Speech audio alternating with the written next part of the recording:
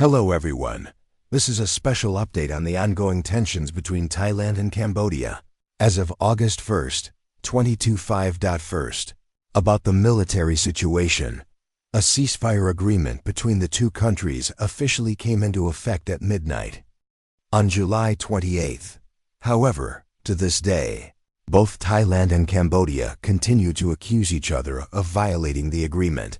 Cambodia claims that Thai troops crossed into the Pria Vihar area. Meanwhile, Thailand alleges that Cambodian artillery fired shells into residential zones near Sa Ket province. Both sides deny the other's accusations. While open fire has stopped, tensions remain high along the border. Second, casualties and damages. According to data from UN humanitarian agencies, as of August 1st, at least 43 people have died, and over 300,000 residents have been displaced.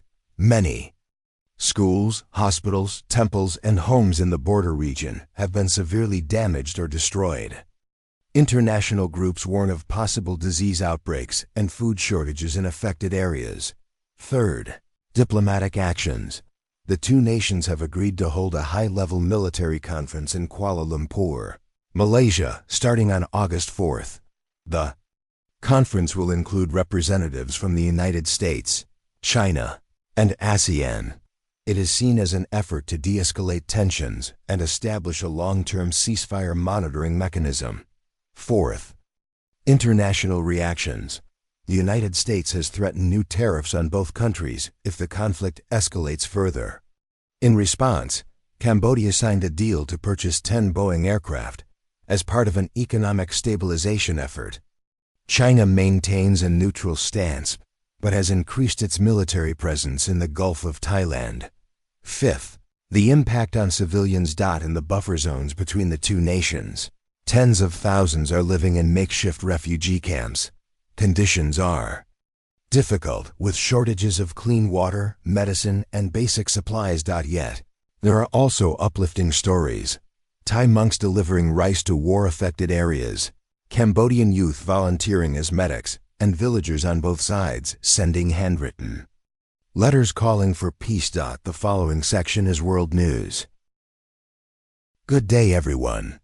Here is a special news bulletin about former U.S. President Donald Trump, updated as of August 1st, 2025.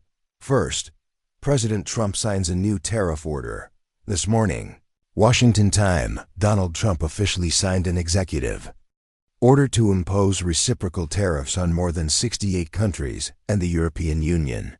The tariffs range from 10 to 41% and will take effect on August 7th. Second, countries affected. Some of the most heavily impacted countries include India, which faces a 25% tariff, Canada with an increase from 25 to 35%. Meanwhile, Cambodia and Taiwan successfully negotiated tariff reductions. Australia, South Korea, and Japan have expressed deep concern over this move. Third, market reactions. Global financial markets showed mild fluctuations. U.S. and Asian stock indexes reacted cautiously. Experts warn of rising inflation risks and possible disruptions to the global supply chain. Fourth, actions toward India and Russia. The Trump administration announced it would impose further sanctions on India if it continues defense cooperation with Russia. At the same time, Trump has demanded that Russia and Ukraine reach a ceasefire agreement by August 8th. The United Nations Security Council is closely monitoring the situation. Fifth, legal and domestic response in the U.S.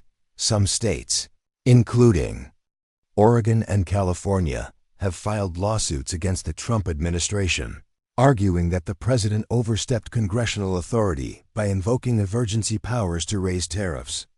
This legal battle is intensifying by the hour. Sixth, healthcare and pharmaceuticals. President Trump has ordered pharmaceutical companies to reduce drug prices within 60 days. If they fail to comply, the government will take enforcement actions, especially targeting drugs sold under the Medicaid program. President Trump's new tariff order is shaking the global economy. Many nations are evaluating possible countermeasures. Meanwhile, political tension is rising inside the United States. Situation is developing rapidly. We will continue to bring you the latest U*.